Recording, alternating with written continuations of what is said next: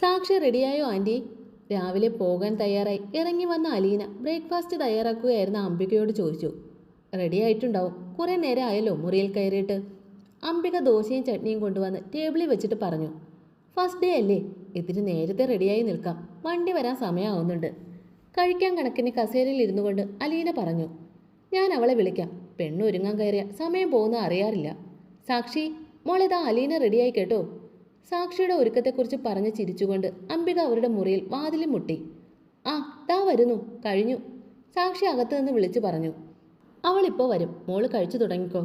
കരിനീല നിറത്തിലെ ഷിഫോൺ സാരിയും അതിന് ചേരുന്ന ഡിസൈനുള്ള കോളർ വെച്ചുള്ള ബ്ലൗസുമായിരുന്നു അലീന അണിഞ്ഞിരുന്നത്. അതാ സ്ഥാപനത്തിലെ യൂണിഫോം ആണെന്നും പറഞ്ഞ് കഴിഞ്ഞ ദിവസം സാക്ഷിക്കും അതുപോലെയുള്ള സാരിയും ബ്ലൗസും കിട്ടിയിട്ടുണ്ടായിരുന്നു. സാക്ഷി സാരി നന്നായിട്ട് ഉടുക്കുമല്ലോ അല്ലേ ആൻറ്റി? കഴിക്കാൻ പ്ലേറ്റിൽ വിളമ്പിയെടുക്കുന്നതിനിടെ അലീന ചോദിച്ചത് കേട്ട് ആലോചനയുടെ ഇരുന്ന അംബിക ഞെട്ടി അവളെ നോക്കി. എന്താ മോള് ചോദിച്ചത്? ഞാൻ കേട്ടില്ല. അംബിക അലീനയെ നോക്കി. അല്ല, സാരി നന്നായി ഉടുക്കാൻ അറിയുമോ എന്ന് ചോദിച്ചതാണ്. പിന്നെ അറിയാതെ, ഇങ്ങോട്ട് നോക്കിയ അലീന. അംബിക മറുപടി പറയും മുമ്പ് വാതിൽ തുറന്ന് പുറത്തേക്ക് ഇറങ്ങി വന്ന സാക്ഷി പറഞ്ഞു. സാരിയൊക്കെ ഞൊറിഞ്ഞുകൊടുത്ത് തലമുടിയൊക്കെ പുട്ടപ്പ് ചെയ്ത് വെച്ച് മുഖത്ത് അത്യാവശ്യം നന്നായി മേക്കപ്പ് ചെയ്ത് അതിസുന്ദരയെ ഇറങ്ങി വന്ന സാക്ഷി കണ്ട് അലീനയ്ക്കൊപ്പം അംബികയും വായും തുറന്നിരുന്നു പോയി. കൊള്ളാമോടി, നന്നായിട്ടില്ലേ? അലീനയെ നോക്കി കണ്ണു ചിമ്മി കാണിച്ച് അവൾക്കടുത്തേക്ക് വന്ന് സാക്ഷി ചോദിച്ചു. പിന്നെ കൊള്ളാതെ, നിന്നെ ഇങ്ങനെ ഈ വേഷത്തിൽ ഈ ഭാവത്തിലൊക്കെ കണ്ടാൽ പോൾസാർ നിന്നെ ഇന്ന് ഇങ്ങോട്ട് വിടുമോ എന്ന് കണ്ടറിയാം. അടുത്ത് കഴിക്കാൻ വന്നിരുന്നവളുടെ ചെവിയിൽ അംബിക കേൾക്കാതെ അലീന പറഞ്ഞു. ശോ, ഒന്ന് പോയേ അലീന. സാക്ഷി ഒരു കോരിത്തരിപ്പോടെ പറഞ്ഞു. എടി, ഫോട്ടോയെ കണ്ട് നിന്നോട് ഇത്രയും താല്പര്യം തോന്നി നിന്നെക്കുറിച്ച് അന്വേഷിച്ച് ഇവിടെ ജോലിയും തന്ന് കൂടെ കൂട്ടിയെങ്കിൽ നിന്നെ ഇന്ന് നേരിട്ട് കാണുമ്പോൾ ഉള്ള പുള്ളിയുടെ അവസ്ഥ ഞാൻ വെറുതെ ഒന്ന് ആലോചിച്ച് പറഞ്ഞതാണ്. ഒന്നും മിണ്ടാതിരുന്ന അലീന. എനിക്ക് ആളെ നേരിട്ട് കാണുന്നതോർത്ത് ആകെ ഒരു വെപ്രാളമാണ്. മുഖം കുനിച്ചിരുന്ന് പറയുമ്പോൾ സാക്ഷിയുടെ മുഖം ചുവന്നു തുടുത്തത് കണ്ട് അലീനയുടെ ചുണ്ടിൽ പുച്ഛം നിറഞ്ഞൊരു ചിരി വിരിഞ്ഞു. എന്താണ് എൻ്റെ കുഞ്ഞിന്, ഇന്ന് ഉറക്കയില്ലേ? എന്തേലും വയ്യകയുണ്ടോടാ? രാത്രി 11 മണിയായിട്ടും കിടക്കാതെ മുറിയിൽ അങ്ങോട്ടും ഇങ്ങോട്ടും നടക്കുന്ന ഗൗരിയെ നോക്കിയിരുന്ന സച്ചു തിരക്കി. ഒന്നുമില്ല സച്ചുവേട്ടാ, ഉച്ചയ്ക്ക് കുറച്ചേറെ നേരം ഉറങ്ങിയില്ലേ, അതുകൊണ്ടാണെന്ന് തോന്നുന്നു. ഏട്ടൻ കിടന്നോ, ഉറക്കം കളയണ്ട. അവനെ നോക്കി പുഞ്ചിരിച്ചുകൊണ്ട് ഗൗരി പറഞ്ഞു. എൻ്റെ കൊച്ചു ഉറക്കമില്ലാതെ ഇങ്ങനെ നടക്കുമ്പോൾ ഞാൻ എങ്ങനെ സമാധാനമായിട്ട് കിടക്കും? സച്ചു എഴുന്നേറ്റ് വന്ന് ഗൗരിയെ ചേർത്ത് പിടിച്ചുകൊണ്ട് പറഞ്ഞു. നമുക്ക് സിറ്റൗട്ടിൽ പോയിരുന്നാലോ? ഗൗരിയെ ചേർത്ത് പിടിച്ചുകൊണ്ട് സച്ചു ചോദിച്ചു. ഗൗരി മൂളിക്കൊണ്ട് അവൻ്റെ കയ്യിൽ പിടിച്ച് അവനൊപ്പം സിറ്റൗട്ടിലെ സോപാനപ്പടിയിൽ വന്നിരുന്നു. നമ്മൾ നാളെ രാത്രി ഇന്നീവരത്തിലാണ് കേട്ടോ. ഗൗരിയെ മടിയിലിരുത്തി നെഞ്ചോട് ചായച്ച് ചുവരി ചാഞ്ഞിരുന്നു കൊണ്ട് സച്ചു പറഞ്ഞു. അതെന്തിനാ അങ്ങോട്ട് പോകുന്നേ? ഗൗരിക്കവൾ അവൻ്റെ നെഞ്ചിൽ ചേർത്ത് വെച്ച് മെല്ലെ തിരക്കി. അത് ഞാൻ ഒരുപാട് ആഗ്രഹിച്ച പോലെ അവിടെ വെച്ചാണ് ചടങ്ങ് നടത്തുക. എന്നിട്ട് ആചാരപ്രകാരം എൻ്റെ ഗൗരിയെ അവളുടെ അമ്മയും ആങ്ങളെയും ചേർന്ന് ഇങ്ങോട്ട് കൂട്ടിക്കൊണ്ടുവരും. അവളുടെ നെറുകയിൽ മുത്തി സച്ചു പറഞ്ഞു. ഗൗരി നിറമിഴിയോടെ അവനെ നോക്കി. എനിക്ക് ഒരുപാട് സന്തോഷം തോന്നുന്നു സച്ചുവേട്ടാ. അവനെ ചുറ്റിപ്പിടിച്ച് നെഞ്ചിൽ മുഖാമർത്തി വെച്ച് ഗൗരി ചോദിച്ചു. ഗൗരി, ഇവിടെ നോക്കുമോളെ. അവളുടെ മുഖം പിടിച്ചുയർത്തി സച്ചു. ഇന്നീവരത്തിൽ വെച്ച് വേണം ഈ ചടങ്ങ് നടത്താനെന്ന് എൻ്റെ ഗൗരി ഒരുപാട് ആഗ്രഹിച്ചില്ലേ? അവളുടെ മൂക്കിൽ മൂക്കുകൊണ്ട് ഉരസി സച്ചു ചോദിച്ചു. ഗൗരി അറിയാതെ മൂളിപ്പോയി. കണ്ടോ, അത്ര ആഗ്രഹിച്ചിട്ട് എന്താ എൻ്റെ കുഞ്ഞ് സച്ചുവേട്ടനോട് പറയാഞ്ഞത്? അവളെ പൊതിഞ്ഞ് ദേഹത്തോട് ഒന്നുകൂടെ ചേർത്ത് സച്ചു തിരക്കി. ഈ ആഗ്രഹം ഇപ്പോഴൊന്നും ഉണ്ടായതല്ല സച്ചുവേട്ടാ. ഗൗരി അവൻ്റെ നെഞ്ചിൽ നിന്ന് നിവർന്നിരുന്ന് അവനെ നോക്കി പറഞ്ഞു. പിന്നെ? സച്ചു ആകാംക്ഷയോടെ അവളുടെ മുഖത്തേക്ക് നോക്കി. സച്ചുവേട്ടൻ പറഞ്ഞതുപോലെ സാക്ഷി ചേച്ചിയുടെ ചടങ്ങ് നടത്തിയപ്പോൾ ലിച്ചി ചേച്ചിയുടെ ചടങ്ങിൻ്റെ ഫോട്ടോസ് കണ്ടപ്പോൾ ഒക്കെ തോന്നിയിരുന്നു. അതാണ് ഞാൻ ചോദിച്ചത്, ഇത്ര ആഗ്രഹിച്ചിട്ട് എന്താ എന്നോട് പറഞ്ഞില്ല എന്ന്. തലമുടിയൊക്കെ മാടി ഒതുക്കി വെച്ചു കൊടുത്ത് സച്ചു ചോദിച്ചു. ഇന്നീവരത്തിൽ വെച്ച് ഈ ചടങ്ങ് നടത്തുന്നത് അമ്മയ്ക്കും ചേച്ചിക്കും ഒന്നും ഇഷ്ടാവില്ല എന്ന് തോന്നി. ഞാനൊരാഗ്രഹം പറഞ്ഞാൽ സച്ചുവേട്ട അത് എങ്ങനെയും നടത്തിത്തരും എന്നെനിക്കറിയാം. പക്ഷെ ആ കാരണം കൊണ്ട് വീണ്ടും ഒരു പ്രശ്നം ഉണ്ടാകരുതെന്ന് തോന്നി എനിക്ക്. അതൊക്കെ കൊണ്ടാണ് മുൻപ് ഞാൻ ഇതൊന്നും പറയാതെ ഇരുന്നത്. സച്ചുവിൻ്റെ അടുത്ത് ചുവരി ചാരിയിരുന്ന് ഗൗരി പറഞ്ഞു. ഈ മനസ്സിൽ ഇതുപോലെ കെട്ടിപ്പൂട്ടി വെച്ചിട്ടുള്ള എല്ലാ ആഗ്രഹങ്ങളും സച്ചുവേട്ടനോട് തുറന്നു പറഞ്ഞൂടെ എൻ്റെ ഗൗരിക്ക്? അവളെ വീണ്ടും എടുത്ത് മടിയിലിരുത്തി സച്ചു. ഇനി എനിക്ക് അങ്ങനെ ആഗ്രഹങ്ങളൊന്നുമില്ല ഏട്ടാ. എൻ്റെ മനസ്സിൽ ഞാൻ ആഗ്രഹിക്കുമ്പോൾ തന്നെ ഈ ഒരാൾ അതൊക്കെ നടത്തി തരുമല്ലേ? സച്ചുവിൻ്റെ മുഖം കൈകളിൽ പൊതിഞ്ഞു പിടിച്ച് ഗൗരി പറഞ്ഞു. സീതമ്മയെ ഏട്ടനും എൻ്റെ കൂടെ ഉണ്ടായിരുന്നുവെങ്കിൽ എന്ന് ആഗ്രഹിച്ചു. അപ്പോഴേക്കും അവരെങ്ങ് കൊണ്ടുവന്നില്ലേ? അതുപോലെ വളകാപ്പ് നടത്തുവാണ് ഇന്നീവരത്തിൽ വെച്ചാവണമെന്ന് ആഗ്രഹിച്ചു. അതും പറയാതെ അറിഞ്ഞ് സാധിച്ചു തരാൻ പോവല്ലേ? ഗൗരി ഒന്ന് ആഞ്ഞ് അവനെ ചേർന്നിരുന്ന് അവൻ്റെ മുഖത്ത് ആകെ ഉമ്മ വെച്ചു. എനിക്ക് സച്ചുവിനെ എന്തിഷ്ടമാണെന്നറിയോ? ഈ ലോകത്ത് മറ്റെന്തിനേക്കാളും ഇഷ്ടം എൻ്റെ ജീവൻ തന്നെ ഈ ഒരാളിലാണ്. സച്ചുവിനോടുള്ള സ്നേഹത്തിൻ്റെ പ്രണയത്തിൻ്റെ പാരമ്യത്തിൽ ഗൗരി അവൻ്റെ കഴുത്തിൽ കൈചുറ്റി പിടിച്ച് അവൻ്റെ ചുണ്ട് ചേർത്ത് വെച്ച് നുണയുമ്പോൾ ആ അനുഭൂതിയിൽ സച്ചു ഒന്ന് വിറച്ചുകൊണ്ട് അവളെ ചുറ്റിപ്പിടിച്ചു പോയി. ഇതിനു മുമ്പ് അവൾ ഇങ്ങനെ ചുംബിച്ചിട്ടുള്ളത് വളരെ അപൂർവമായിട്ടാണ്. ഇതിപ്പോൾ അവൾ മുൻകൈ എടുത്തുള്ള ഈ ചുംബന സച്ചുവിനെ ആകെ ഉന്മാദാവസ്ഥയിലാക്കുക തന്നെ ചെയ്തു. ഗൗരി വേണ്ടടാ. അവളൊന്ന് അകന്നു മാറിയതും അവൾക്ക് വയ്യാതെയാകും എന്നൊരു വേവലാതിയോടെ സച്ചു പറഞ്ഞു. എന്തേ, ഇഷ്ടമായില്ലേ? ഗൗരി കള്ളച്ചിരിയോടെ ചോദിച്ചു. പിന്നെ ഇഷ്ടമാവാതെ? പക്ഷെ സച്ചുവേട്ടൻ തുടങ്ങിക്കഴിഞ്ഞാൽ പിന്നെ ഒരു ഉമ്മയിലൊന്നും നിൽക്കില്ല കുഞ്ഞാ. നിന്റെ സച്ചുവേട്ടന് അതിന് മാത്രം കൺട്രോളൊന്നും ഇല്ലെന്നേ. അതിൻ്റെ കുഞ്ഞിന് താങ്ങില്ല. അവളെ കെട്ടിപ്പുണർന്ന് കഴുത്തിൽ മുഖാമർത്തി വെച്ചുകൊണ്ട് സച്ചു പറയവേ ഗൗരി പൊട്ടിച്ചിരിച്ചു പോയി. എന്തിനാണ് ചിരിക്കുന്നേ? കഴുത്തിൽ ഇക്കിളിട്ടുകൊണ്ട് തന്നെ സച്ചു തിരക്കി. എൻ്റെ സച്ചുവേട്ടന് അത്രയ്ക്ക് കൺട്രോളില്ലേ? ഗൗരി ചിരിയോടെ അവനെ ചുറ്റിപ്പിടിച്ച് കവളി ചുണ്ടമർത്തിക്കൊണ്ട് ചോദിച്ചു. ഇല്ലെന്നേ. പറഞ്ഞിട്ട് സച്ചു അവളെ കൈകളിൽ കോരിയെടുത്തുകൊണ്ട് അകത്തേക്ക് നടന്നു. അഭിരാമി ടെക്സ്റ്റൈൽസിൻ്റെ മുന്നിൽ നിർത്തിയ ട്രാവൽസിൽ നിന്ന് അലീനയ്ക്കും സാക്ഷിക്കും ഒപ്പം പല നാടുകളിൽ നിന്നുള്ള 4-5 പെൺകുട്ടികളും 3 പുരുഷന്മാരും ഇറങ്ങി. പലരും പരസ്പരം പുഞ്ചിരിയും ഗുഡ് മോർണിംഗും കൈമാറി അവരവരുടെ സെക്ഷനിലേക്ക് പോയി. നീ വാ, നമുക്ക് മുകളിലേക്ക് പോകാം. ഓഫീസ് റൂം അവിടെയാണ്. കൂടെയുള്ളവരൊക്കെ അങ്ങോട്ടും ഇങ്ങോട്ടും പോയപ്പോൾ അലീന സാക്ഷിയെക്കുട്ടി മുകളിലേക്ക് പോയി. എടി, എനിക്കാകെ ടെൻഷൻ ആകുന്നുണ്ട് ആള് നേരിട്ട് കാണുന്നതോർത്ത്. 5th ഫ്ലോറിലേക്ക് പോകാൻ ലിഫ്റ്റിൽ നിൽക്കുമ്പോൾ സാക്ഷി നാണം നിറഞ്ഞ മുഖത്തോടെ പറഞ്ഞു. എന്തിന്? പോൾ സാർ നിന്നെ പൊന്നുപോലെ നോക്കില്ലേ? നിന്റെ ഡിവോഴ്സ് കഴിഞ്ഞാൽ നിങ്ങൾക്ക് അന്തസ്സായി വിവാഹം കഴിച്ച് ജീവിച്ചൂടെ? അതുവരെ ഒരു ലിവിങ് ടുഗദർ ആയാലും കുഴപ്പമൊന്നുമില്ല. അയ്യോ, അതൊന്നും ശരിയാവില്ല അലീന. അമ്മ അതൊന്നും സമ്മതിക്കില്ല. സാക്ഷി വെപ്രാളത്തോടെ പറഞ്ഞു. അതിനിതൊക്കെ എല്ലാവരോടും പറഞ്ഞിട്ടാണോ ചെയ്യുന്നത്? അലീന ഒരു വഷളം ചിരിയോടെ സാക്ഷിയെ നോക്കി ചോദിച്ചു. പിന്നെ ഞാൻ പുള്ളിയോടൊപ്പം പോയി ജീവിക്കുമ്പോൾ അമ്മ അറിയാതിരിക്കൂ? സാക്ഷി അലീനയുടെ കയ്യിൽ ഒന്ന് പിച്ചിക്കൊണ്ട് തിരക്കി. അതിനപ്പോഴേക്കും നിന്റെ അമ്മയെ നമുക്ക് തിരികെ നാട്ടിൽ കൊണ്ട് പോയി വിടാമടി. അല്ലെങ്കിൽ തന്നെ സാറ് നീ ഒരുമിച്ച് കഴിയാൻ തുടങ്ങുമ്പോൾ ആദ്യമൊക്കെ എതിർക്കുമായിരിക്കും. പിന്നെ ആൻറ്റി അതൊക്കെ അംഗീകരിക്കും. അങ്ങനെ പെട്ടെന്നൊന്നും അമ്മ സമ്മതിക്കില്ല. സാക്ഷിക്ക് അതിൽ സംശയമൊന്നുമില്ലായിരുന്നു. ആ, അപ്പോൾ നമുക്ക് എന്തെങ്കിലും വഴിയുണ്ടാക്കാം. ഇപ്പം നീ വാ. ലിഫ്റ്റിൽ നിന്ന് പുറത്തേക്ക് ഇറങ്ങുമ്പോൾ അലീന അവളുടെ കയ്യിൽ പിടിച്ചുകൊണ്ട് പറഞ്ഞു. എടി, സത്യമായും കൈയും കാലും ഒക്കെ വിറയ്ക്കുന്നുണ്ട്. അലീനയുടെ കയ്യിൽ മുറുകെ പിടിച്ചുകൊണ്ട് സാക്ഷി പറഞ്ഞു. അതൊക്കെ പതുക്കെ മാറിക്കൊള്ളും. ഇല്ലെങ്കിൽ ഈ നാണമൊക്കെ മാറ്റാൻ പോൾ സാറിനറിയാം. പുഞ്ചിരിയുടെ ഓഫീസ് റൂമിൻ്റെ വാതിലിൽ നോക്ക് ചെയ്യുമ്പോൾ അലീന പറഞ്ഞു. കുതിച്ചുയരുന്ന നെഞ്ചെടുപ്പടക്കി സാക്ഷി അലീനയ്ക്ക് പിന്നിൽ നിന്നു, ജീവിതത്തിൻ്റെ താളം തെറ്റുന്നത് അറിയാതെ.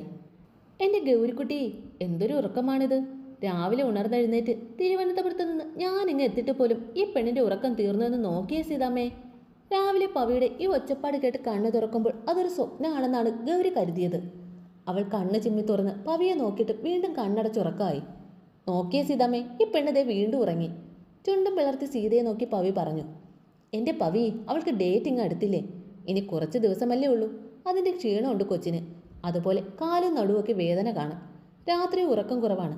അതുകൊണ്ട് വെളുപ്പിനെയൊക്കെയാണ് ശരിക്കൊന്നും ഉറങ്ങുന്നത്. അതുമല്ല, നീ ഇന്ന് രാവിലെ എത്തുമെന്ന് ഞങ്ങൾ ഗൗരിയോട് പറഞ്ഞില്ല. വൈകിട്ടാവൂ എന്നാണ് പറഞ്ഞത്. സീത അവളെ ചേർത്ത് പിടിച്ചു ഒച്ച കുറച്ച് പറഞ്ഞു. സച്ചുവേട്ടാ. ആ ഉറക്കത്തിലും ഗൗരി സച്ചുവിനെ വിളിക്കുന്നത് കേട്ട് പവി വായ പൊത്തി ചിരി അടക്കി പിടിച്ചു നിന്നു. ഈ പെണ്ണ് ഉറക്കത്തിലെ സച്ചുവേട്ട എന്നാണല്ലോ സീതമ്മയെ വിളിക്കുന്നത്. ചിരി അടക്കി പിടിച്ച് പവി പറഞ്ഞു. അത് കേട്ട് സീത സന്തോഷത്തോടെ ചിരിച്ചതേ ഉള്ളൂ. ഡി, നീ എൻ്റെ കൊച്ചിനെ കിടന്ന് ഉറങ്ങാൻ വിടില്ലേ? ഇതൊക്കെ കണ്ടു നിന്ന വെങ്കി പവിയെ നോക്കി കണ്ണുരുട്ടിക്കൊണ്ട് ചോദിച്ചു. ഓ, നിങ്ങളുടെ കൊച്ചിനെ ഞാനൊന്നും ചെയ്യുന്നില്ല. വെങ്കിയെ മുഖം വീർപ്പിച്ച് കാണിച്ച് പവി ഗൗരിക്കരികിൽ അവളെ ചേർന്ന് വയറനങ്ങുന്നത് നോക്കിയിരുന്നു. എന്നാൽ പിന്നെ ഗൗരി എഴുന്നേൽക്കുമ്പോൾ രണ്ടാളും കൂടി അങ്ങോട്ട് പോര്, ഞാൻ ചെക്കന് ചായ കൊടുക്കട്ടെ. പവിയോട് പറഞ്ഞിട്ട് സീത വെങ്കിയെ കൂട്ടി അടുക്കളയിലേക്ക് പോയി. പവിയുടെ ചിരിയും സീതയുടെ സംസാരമൊക്കെ കേട്ട് ഗൗരി വീണ്ടും കണ്ടു മെല്ലെ ചിമ്മി തുറന്നു. അല്പനേരം അങ്ങനെ കിടന്നിട്ട് മുഖം ചരിച്ച അടുത്ത് കിടക്കുന്ന പവിയെ കണ്ണു മിഴിച്ചു നോക്കി. എന്താടി ഗൗരിക്കുട്ടി നീ അന്തം വിട്ട് നോക്കുന്നത്? ഗൗരിയെ ചുറ്റിപ്പിടിച്ച് കിടന്ന് പവി ചോദിച്ചു. പവി, ഞാൻ കരുതി സ്വപ്നം കാണുവാണെന്ന്. രാവിലെ വരുമെന്ന് പറഞ്ഞില്ലല്ലോ. നിന്നെ കണ്ടപ്പോൾ എനിക്ക് എത്ര സന്തോഷമായെന്നറിയോ? പറയുമ്പോൾ ഗൗരിക്ക് കരച്ചിൽ വന്നുപോയി. കരയുന്നു ഗൗരി? എന്താടി, എന്തിനാ സങ്കടം? നീ കരഞ്ഞ എൻ്റെ കൊച്ചിനെ കൂടെ വിഷമിപ്പിക്കല്ലേ പെണ്ണേ. ഗൗരിയുടെ വീർത്തുന്തിയ വയറിൽ അരുമയോടെ തലോടി പവി പറഞ്ഞു. സങ്കടം കൊണ്ടല്ല പവി, സന്തോഷം കൊണ്ടാണ് കണ്ണ് നിറഞ്ഞത്. നിന്നെ കണ്ടപ്പോൾ എന്തോ ഭയങ്കര സന്തോഷം. കണ്ണൊക്കെ തുടച്ച് മെല്ലെ എഴുന്നേറ്റിരുന്നു ഗൗരി. വൈകിട്ട് വരാമെന്ന് തന്നെയാണ് കരുതിയത്. പിന്നെ ഓർത്തു മാട്ടി വരുന്നില്ല, പിന്നെ ഞാനെന്തിനു നിന്ന് വൈകുന്നതെന്ന്. ഗൗരിയെ മെല്ലെ പിടിച്ചെഴുന്നേൽപ്പിച്ചു പവി. മാട്ടി എന്താടി വരാത്തത്? വരുമെന്ന് എന്നോട് പറഞ്ഞതാണല്ലോ. ഗൗരി ചുണ്ടുകൂർപ്പിച്ചുകൊണ്ട് തിരക്കി. പാട്ടിക്ക് ജലദോഷവും ചുമയും ഒക്കെ ഉണ്ടടി. പിന്നെ വാവ വന്നാൽ ഉടനെ വരാമെന്നും പറഞ്ഞാണ് എന്നെ വിട്ടത്. ഗൗരിയുടെ കവിളിൽ ചുണ്ടു ചേർത്ത് പവി പറഞ്ഞു. ഞാൻ ബാത്റൂമിലൊന്ന് പോയിട്ട് ഇപ്പോൾ വരാവേ പവി. എന്തെങ്കിലും ആവശ്യമുണ്ടെങ്കിൽ എന്നെ വിളിക്കണേ ഗൗരി. ഗൗരി ബാത്റൂമിൽ കയറുമ്പോൾ പിന്നിൽ നിന്ന് പവി വിളിച്ചു പറഞ്ഞു. ഗൗരി മൂളിക്കൊണ്ട് ഫ്രഷ് ആവാൻ കയറി. ഇന്ന് പുറത്തുനിന്ന് ആരെങ്കിലും കഴിക്കാനുണ്ടാവോ വെങ്കി? സച്ചു എന്തെങ്കിലും പറഞ്ഞോ അതേപ്പറ്റി? ഇന്നിപ്പോൾ പുറത്തുനിന്ന് വരുന്നുവെങ്കിൽ റോഷൻ ചേട്ടനും അമ്മയും വൈകിട്ട് വരും. വേറെ ആരും ഉണ്ടാവാൻ വഴിയില്ല. വരുമായിരുന്നുവെങ്കിൽ അളിയൻ പറയുമായിരുന്നു. ആലോചനയോടെ വെങ്കി പറഞ്ഞു. നാളെ എൻ്റെ കൊച്ചിനെ ഒരു രാജകുമാരിയെ പോലെ ഒരുക്കണം. എല്ലാ ചടങ്ങും ചെയ്ത് ഇങ്ങ് കൊണ്ടുപോരണം എനിക്ക്. അതെന്താഗ്രഹമാണെന്നറിയോ? സീത അതിയായ ആഗ്രഹത്തോടെ വെങ്കിയോട് പറഞ്ഞു. ശരിയാ സീതമ്മേ, നമ്മൾ ഇത്ര ആഗ്രഹിച്ചുവെങ്കിൽ അളിയനും ഗൗരിയും എത്രമാത്രം ആഗ്രഹിച്ചു കാണും. ആ തളയെ മോളെ പേടിച്ചെല്ലാം ഉള്ളിലടക്കി വെച്ച് കഴിഞ്ഞതാണ് ആ പാവങ്ങൾ. ഉള്ളിൽ അവരോട് തോന്നിയ ദേഷ്യത്തോടെ വെങ്കി പറഞ്ഞു. അന്ന് ഉച്ച കഴിഞ്ഞതോടെ സച്ചു ഗൗരിയെ കൂട്ടി ഇന്നീവരത്തിലേക്ക് വന്നു. കൂടെ തന്നെ പവിയും ഉണ്ടായിരുന്നു. വീടിൻ്റെ മുറ്റത്ത് ഫുഡ് കഴിക്കാൻ പന്തലൊക്കെ കെട്ടി ഭംഗിയാക്കിയിട്ടുണ്ടായിരുന്നു. അതൊക്കെ നോക്കി പവിയുടെ കയ്യും പിടിച്ച് സന്തോഷത്തോടെ ഗൗരി നിന്നു. രണ്ടാളും അകത്തേക്ക് പൊയ്ക്കോ, ഞാനൊന്ന് ഷോപ്പ് വരെ പോയിട്ട് പെട്ടെന്നിങ്ങി വന്നേക്കാം, ഇരുവരോടുമായി സച്ചു പറഞ്ഞു. വേഗം വരണേ സച്ചു ഏട്ടാ, ഗൗരി അവൻ്റെ കൈ പിടിച്ച് ചിണുങ്ങലോടെ പറഞ്ഞു. ഇപ്പോൾ വരാടി, നിങ്ങൾ പോയി മാവയെ കാണ്, അപ്പോഴേക്കും ഞാനെത്തും. തലയാട്ടി സമ്മതിച്ചുകൊണ്ട് ഗൗരി പവിയെ കൂട്ടി വീടിനുള്ളിലേക്ക് കയറി. അത് കണ്ടിട്ടാണ് സച്ചു കാറും എടുത്ത് പുറത്തേക്ക് പോയത്. ഹാളും അത് മനോഹരമായി ഡെക്കറേറ്റ് ചെയ്തിരുന്നു. ഒക്കെ കാണെ ഗൗരിയിൽ അതിയായ ആഹ്ലാദം നിറഞ്ഞു. ലച്ചു ചേച്ചി, അതിയായ സന്തോഷത്തോടെ മുഖം പൂ പോലെ വിടർന്നൊരു ചിരിയോടെ ഗൗരി വിളിച്ചു. എന്താ അവിടെ നിന്ന് കളഞ്ഞത്? ഇങ്ങ് കയറി വന്നേ. വാതിൽക്കൽ നിന്ന് വിളിച്ച ഗൗരിയെ കണ്ടതും കുഞ്ഞിനരികിൽ കിടക്കുകയായിരുന്ന ലക്ഷ്മി പുഞ്ചിരിയോടെ എഴുന്നേറ്റിരുന്ന് വിളിച്ചു. ഇതാരാ ഗൗരി? ഗൗരിയുടെ കൂടെ അകത്തേക്ക് വന്ന പവിയെ കണ്ട് ലച്ചു തിരക്കി. ഇതെൻ്റെ ഏട്ടത്തിയമ്മ. ഗൗരി ചിരിയോടെ അടുത്തിരിക്കുന്ന പവിയുടെ കയ്യിൽ പിടിച്ചുകൊണ്ട് പറഞ്ഞു. വെങ്കിയുടെ പെണ്ണാണോ? കണ്ണൊക്കെ വിടർത്തി ലക്ഷ്മി തിരക്കി. അതേലോ. ഗൗരി സമ്മതിക്കുമ്പോൾ ചുവന്നുപോയ മുഖം കുനിച്ചു കളഞ്ഞു പവി. വാവ, ഉറങ്ങിയിട്ട് കുറേ നേരം ആയോ ചേച്ചി? ഇല്ല ഗൗരി, ഇപ്പോൾ ഉറങ്ങിയിട്ടേ ഉള്ളൂ. ലച്ചു കുഞ്ഞിനെ ഒന്ന് നോക്കിയിട്ട് പറഞ്ഞു. ലച്ചു ചേച്ചിയൊക്കെ വീട് മാറുകയാണെന്ന് സച്ചുവേട്ടൻ പറഞ്ഞല്ലോ. ഗൗരി മെല്ലെ തിരക്കി. മാറണം ഗൗരി, ഇത് നിങ്ങളുടെ വീടാണ്. എന്നിട്ട് ഞാൻ ഇതുവരെ എൻ്റെ വീട്ടിലേക്ക് മാറി താമസിക്കണമെന്ന് ആഗ്രഹിക്കാഞ്ഞത് എല്ലാവരും ഒരുമിച്ച് ഇവിടെ കഴിയാനുള്ള ആഗ്രഹം കൊണ്ടാണ്. പക്ഷേ ഇവിടെ ഇപ്പോൾ ഞാനും സജീവേട്ടനും കുഞ്ഞും മാത്രമായി ഒറ്റപ്പെട്ടു. അങ്ങനെ വരുമ്പോൾ ഞങ്ങളുടെ വീടല്ലേ കൂടുതൽ നല്ലത്. അതുകൊണ്ട് അടുത്ത് തന്നെ ഞങ്ങൾ അങ്ങോട്ട് മാറിയേക്കും. ഗൗരിയുടെ കയ്യിൽ തലോടിക്കൊണ്ട് ലച്ചു പറഞ്ഞു. എൻ്റെ ഡെലിവറി കഴിഞ്ഞാൽ ഞങ്ങൾ വാവയും കൊണ്ട് ഇങ്ങോട്ട് തന്നെ വരും ചേച്ചി. അതാണ് സച്ചുവേട്ടനും ആഗ്രഹം. അതുവരെ ഒറ്റയ്ക്ക് നിന്നൂടെ? അത് കഴിഞ്ഞാൽ എല്ലാവർക്കും കൂടെ ഒരുമിച്ച് സന്തോഷമായിട്ട് കഴിയാം. അത് ഇവിടെ ഇപ്പോൾ അച്ഛൻ മാത്രം രാത്രിയാകുമ്പോൾ വരും. ചിലപ്പോൾ കഴിക്കും, ഇല്ലെങ്കിൽ വേണ്ടെന്ന് പറഞ്ഞിട്ട് പോയി കിടക്കും. ആകെ ഒരു ഒറ്റപ്പെടലാണ് ഗൗരി എനിക്ക്. ആകെയുള്ള ഒച്ച എന്താണെന്ന് വെച്ചാൽ കുഞ്ഞിൻ്റെ കരച്ചിലാണ്. സങ്കടത്തിൽ ഗൗരിയുടെ മുഖത്തേക്ക് നോക്കി ലച്ചു പറഞ്ഞു. ഞങ്ങൾ വരും ചേച്ചി ഇങ്ങോട്ട്. ഇവിടെ അമ്മ ഓരോന്നൊക്കെ പറഞ്ഞ് എന്നെ വിഷമിപ്പിച്ചത് കൊണ്ടാണ് സച്ചോട്ട അഹല്യയിലേക്ക് മാറാൻ തീരുമാനിച്ചത്. ഇനിയിപ്പോൾ അതില്ലല്ലോ. ഞങ്ങൾ കുഞ്ഞുമായി ഇങ്ങോട്ട് തന്നെ വരും, ഗൗരി ഉറപ്പായി പറഞ്ഞു. നിങ്ങൾ വരുമെങ്കിൽ ഞാൻ സജീവേട്ടനോട് പറയാം ഗൗരി. എനിക്ക് ഇവിടെ നിൽക്കാനാണ് ഇഷ്ടം, സന്തോഷത്തോടെ തന്നെ ലച്ചു പറഞ്ഞു. എന്നാൽ ഞങ്ങൾ റൂമിലേക്ക് പോകട്ടെ ചേച്ചി. വാവ ഉണരുമ്പോൾ ഇങ്ങ് വരാവേ. ഗൗരി മെല്ലെ എഴുന്നേറ്റ് പറഞ്ഞതും ആ കൂടെ തന്നെ പവിയെ എഴുന്നേറ്റു. എൻ്റെ ഗൗരി, ആ പെണ്ണും പിള്ള അവരുടെ വീട്ടിൽ പോയി താമസിക്കാൻ തീരുമാനിച്ചതിന് നീ എന്തിനാ പെണ്ണെ വേണ്ടാന്ന് പറഞ്ഞത്? ഗൗരിക്കൊപ്പം മുകളിൽ അവരുടെ മുറിയിലേക്ക് സ്റ്റെപ്പ് കയറുമ്പോൾ പവി തിരക്കി. കുഞ്ഞിലെ മുതൽ ഒറ്റപ്പെട്ട ബോർഡിങ്ങിലും ഹോസ്റ്റലിലും ഒക്കെ ജീവിച്ചതാണ് ലച്ചു ചേച്ചി. ഇവിടുത്തെ അമ്മയുടെ അടുത്ത ഫ്രണ്ട് രേഖേന്ദ്രയുടെ മോളാണ് ചേച്ചി. ആദ്യം സച്ചോട്ടിന് വേണ്ടിയാണ് ചേച്ചി ആലോചിച്ചത്. പിന്നെ എന്തോ അത് നടന്നില്ല. പക്ഷെ ഒരുപാട് ആളുകളുള്ള ഈ വീട്ടിലേക്ക് വരാൻ ചേച്ചിക്ക് ഒരുപാട് ഇഷ്ടമായിരുന്നു. അങ്ങനെയാണ് സജീവേട്ടനുമായി കല്യാണം കഴിപ്പിച്ചത്. ചേച്ചിയുടെ അച്ഛനും അമ്മയും സെപ്പറേറ്റഡ് ആണ് പവി. രണ്ടാളും വേറെ വേറെ കല്യാണവും കഴിച്ചു. പിന്നെ പണവും സ്വത്തും ഒക്കെ ഇഷ്ടം പോലെ ഉണ്ട്. എന്തായാലും ദോഷം പറയരുതല്ലോ.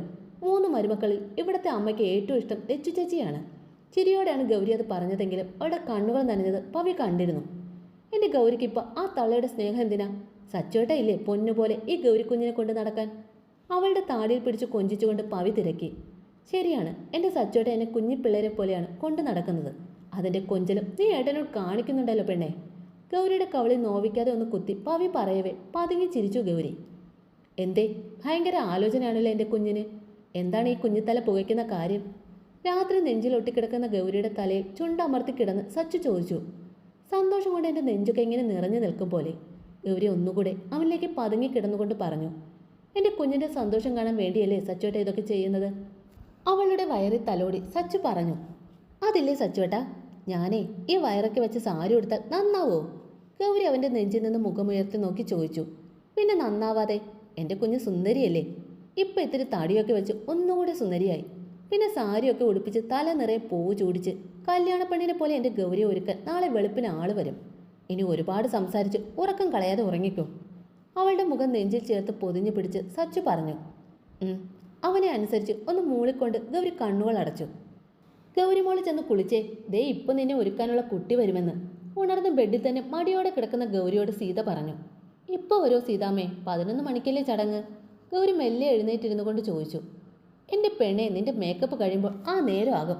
ഗൗരി ചോദിക്കുന്നത് കേട്ട് അങ്ങോട്ട് കയറി വന്ന പവി പറഞ്ഞു. എഴുന്നേറ്റ് വന്നേ, ചായയും അതിൻ്റെ കൂടെ ഇത്തിരി എന്തേലും കഴിക്ക്, എന്നിട്ട് റെഡിയാവാൻ പോകാം. സീതമ്മ പറഞ്ഞുകൊണ്ട് താഴേക്ക് ഇറങ്ങിപ്പോയി. ഞാനൊന്ന് കുളിച്ച് ഫ്രഷായി വരാം പവി. ആ ബാഗിലിരിക്കുന്നതൊക്കെ എടുത്ത് വെക്കണേ, ഡ്രസ്സും ഓർണമെൻറ്റ്സും ഒക്കെയാണ്. ഗൗരി ബാത്റൂമിൽ കയറുമ്പോൾ പവിയോട് പറഞ്ഞു. കുളിച്ചു വന്ന ഗൗരിക്ക് ദോശയും ചട്നിയും സീത വായിൽ വെച്ച് കൊടുത്താണ് കഴിപ്പിച്ചത്.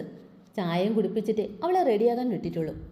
സീതമ്മേ, ഗൗരി റെഡിയായില്ലേ? നേരമാകുന്നു. കഴിഞ്ഞിട്ടുണ്ടാകും സച്ചു, ഞാൻ നോക്കട്ടെ. സീത ഇരുന്നിടത്ത് നിന്ന് എഴുന്നേറ്റ് ഗൗരിയെ ഒരുക്കുന്ന റൂമിലേക്ക് ചെന്ന് വാതിലിൽ മുട്ടി. അവർക്ക് പിന്നാലെ സച്ചുവും ഉണ്ടായിരുന്നു. കഴിഞ്ഞു സീതാമ്മേ, ഫൈനൽ ടച്ചപ്പ് നടത്തുക, ഇപ്പോൾ വരും. വാതിൽ തുറന്ന് പവി പറഞ്ഞു. 11 മണിയാകാൻ പോവാം പിള്ളേരെ, എല്ലാവരും വന്നു. ചടങ്ങിനെ കുറിച്ച് സമയമൊന്നും തെറ്റാൻ പാടില്ല.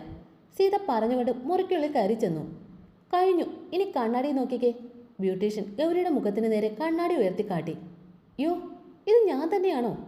അന്തം വിട്ടതുപോലെയുള്ള ഗൗരിയുടെ ചോദ്യം കേൾക്കെ സീതയും പവിയും ചിരിച്ചുപോയി. എൻ്റെ കുഞ്ഞു ഒത്തിരി സുന്ദരിയല്ലേ, ഇങ്ങി വാ, സച്ചു എപ്പോഴും നിന്നെ കാത്ത് നിൽക്കുക. ഗൗരിയുടെ കയ്യിൽ പിടിച്ച് പതിയെ റൂമിൻ്റെ വെളിയിൽ കൊണ്ടുവന്ന് സീതയും പവിയും കൂടെ. കല്യാണപ്പെണ്ണിനെ പോലെ അണിഞ്ഞൊരുങ്ങി തൻ്റെ മുന്നിൽ നിൽക്കുന്ന പെണ്ണിനെ ചുവരി ചാരി നിന്ന സച്ചു കണ്ണിമ ചിമ്മാതെ ശ്വാസം വിടാതെ നോക്കി നിന്നു പോയി.